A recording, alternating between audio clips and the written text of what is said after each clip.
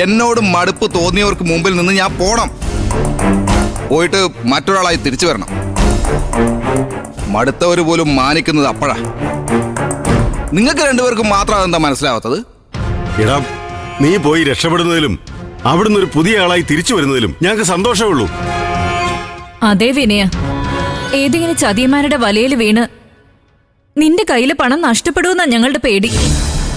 എന്റെ അമ്മ, ചതിയന്മാരുടെ വലയിൽ വീഴാൻ ഞാൻ എന്താ കൊച്ചു കുട്ടിയോ മറ്റോ ആണോ? എനിക്ക് ഷോപ്പ് ലീസിന് തരാന്ന് പറഞ്ഞ അമലിനെ അമ്മക്കറിയില്ലേ? അവന്റെ പാർട്ട്ണറും വളരെ അടുത്ത ആളുമാണ് ഈ റിയാസ് ഭായ്. സത്യം പറഞ്ഞ അവരെന്നെ അങ്ങോട്ട് കൊണ്ടുപോകുന്ന പാർട്ട്ണറാക്കാൻ വേണ്ടി മാത്രമല്ല, പണി അറിയാവുന്ന എന്റെ സർവീസ് അവർക്ക് ആവശ്യമുണ്ട്. അത് കണ്ടിട്ടാ അവർ ഇത്രയും വലിയ സാലറി എനിക്ക് ഓഫർ ചെയ്യുന്നത്. ഇവൻ അവരെ അത്രയ്ക്ക് വിശ്വാസമാണെങ്കിൽ പിന്നെ നമ്മൾ ഇനി എന്ത് പറയാനല്ല ദികെ? ദുബായി പോയി രക്ഷപ്പെട്ടു വരട്ടെ. ഞങ്ങൾക്ക് നീ രക്ഷപ്പെട്ട് കാണുമെന്ന് തന്നെയാ വിനയ ആഗ്രഹം. നിന്റെ വഴി നേരായ വഴിയാണെന്ന് നിനക്ക് ഉറപ്പുണ്ടെങ്കിൽ നീ പൊയ്ക്കോ, ഞങ്ങൾക്ക് സമ്മതം. സമാധാനായി. ഇങ്ങോട്ട് വന്നേ. എന്റെ അമ്മയും മാമനെയും ഞാൻ ഒരിക്കലും നിരാശപ്പെടുത്തില്ല. ഞാൻ പോയിട്ട് വരും. നിങ്ങൾക്ക് അഭിമാനിക്കാവുന്ന നേട്ടവുമായി ഈ വിനയൻ തിരിച്ചു വരും.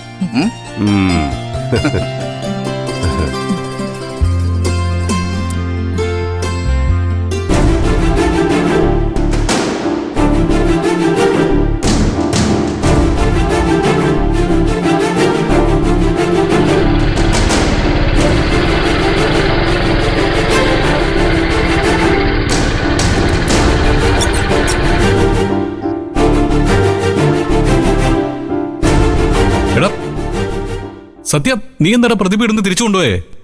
അവള് നിന്റെ കൂടെ ഇവിടെ താമസിക്കാനല്ലേ വന്നേ? ഇവിടെ താമസിക്കുന്ന കാര്യം അവള് മാത്രം തീരുമാനിച്ചാൽ പോരല്ലോ. പ്രതിഭ തൽക്കാലം ഇവിടെ നിൽക്കണ്ടെന്ന തീരുമാനത്തിലാ ഞാൻ ആദ്യമേ അവളെ അവളുടെ വീട്ടിൽ കൊണ്ട് ചെന്ന് ആക്കിയത്.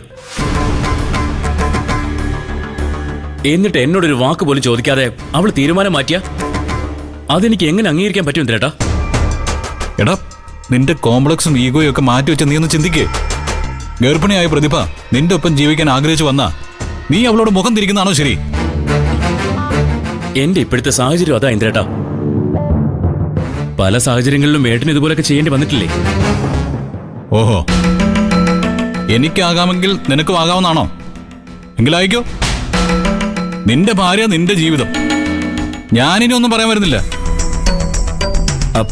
ഇന്ദ്രേട്ടാ, നമുക്ക് ഈ വിഷയം പിന്നെ സംസാരിക്കാം. സത്യന് ഇതിലൊരു തീരുമാനം എടുക്കാൻ കുറച്ച് സമയം വേണമെന്നാ എന്നോട് പറഞ്ഞിരിക്കുന്നത്. അങ്ങനെ ടൈം എടുത്ത് തീരുമാനിക്കേണ്ട കാര്യമല്ലല്ലോ ഷാമിയത്.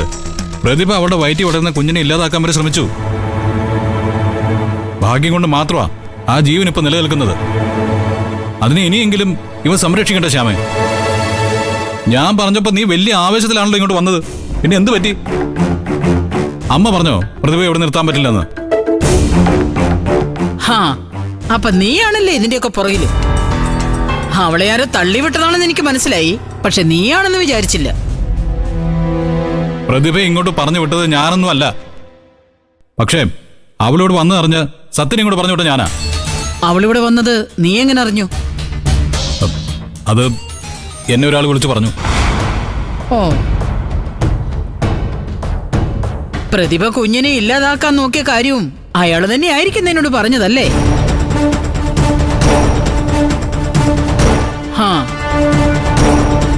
അവളുടെ കുഞ്ഞിനെ ദൈവം രക്ഷിച്ചെന്നും ആ ദൈവം തന്നെ അവളെ ഇങ്ങോട്ട് അയച്ചെന്നുമാ അവൾ ഇവിടെ വന്ന് പറഞ്ഞത്.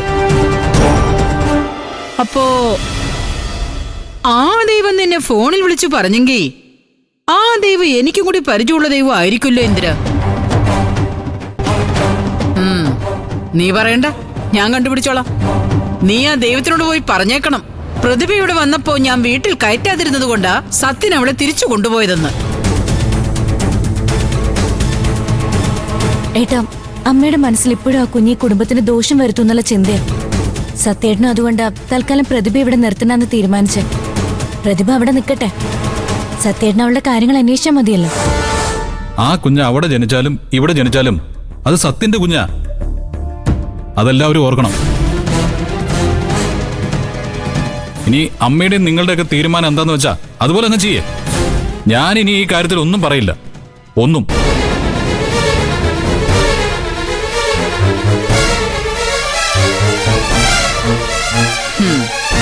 ഇവനെ ആരോ എന്തൊക്കെയോ പറഞ്ഞ് തിരിക്കാൻ നോക്കുന്നുണ്ട്. ഇതുവരെ എന്റെ വാക്കിനൊപ്പം നിന്നവൻ മാറി ചിന്തിക്കാൻ തുടങ്ങിയിട്ടുണ്ടെങ്കിൽ അതവന്റെ നാശത്തിനാ.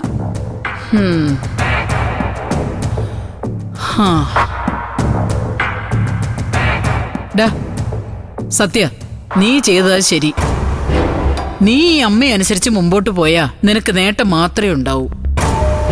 എടാ, ആ കുഞ്ഞില്ലാതായ അതിലും ഐശ്വര്യവും സൗഭാഗ്യമുള്ള മറ്റൊരു കുഞ്ഞ് നിനക്കുണ്ടാവൂടാ. ഈ രണ്ടാമത്തെ കുഞ്ഞ് അമ്മ പറഞ്ഞതുപോലെ ജനിക്കട്ടെ. പക്ഷെ അത് ആദ്യത്തെ കുഞ്ഞ് ജനിച്ചതിന് ശേഷം മതി. എടാ, വാ സോനെ, നല്ല വിശപ്പ്.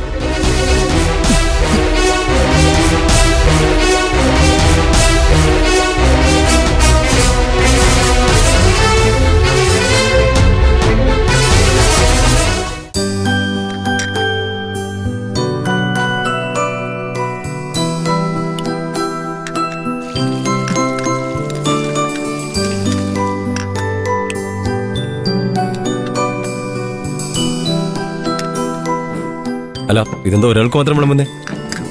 ഇന്ദിരേട്ടനെ സത്യനെ വിളിച്ചില്ലേ? വിളിച്ചു. രണ്ടുപേരും വേണ്ടെന്ന് പറഞ്ഞു. രണ്ടുപേരുടെ മനസ്സിൽ എന്തൊക്കെയോ കിടന്ന് പുകയുന്നുണ്ട്. ഇനി ഞാൻ ചെന്ന് വിളിക്കണോ? വേണ്ട, അവര് വരില്ല. ശ്യാമേട്ടൻ കഴിക്കാൻ.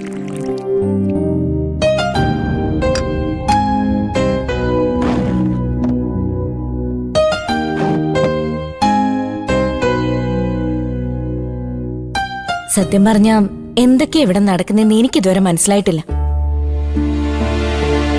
പ്രതിഭ വരുമ്പോ നീ ഇവിടെ ഉണ്ടായിരുന്നില്ലേ? ഉണ്ടായിരുന്നു.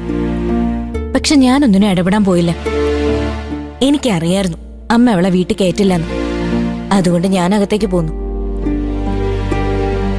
എന്തായാലും പ്രതിഭയ്ക്ക് മുറ്റത്തിരിക്കേണ്ടി വന്നത് കുറച്ച് കഷ്ടമായിപ്പോയി.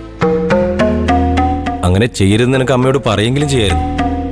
ഞാൻ പറഞ്ഞ അമ്മ അനുസരിക്കുന്ന ശ്യാമേട്ടന് തോന്നുന്നുണ്ടോ? പിന്നെ വെറുതെ തർക്കിച്ച് അമ്മയുടെ വിരോധം സമ്പാദിക്കാന്ന് മാത്രം.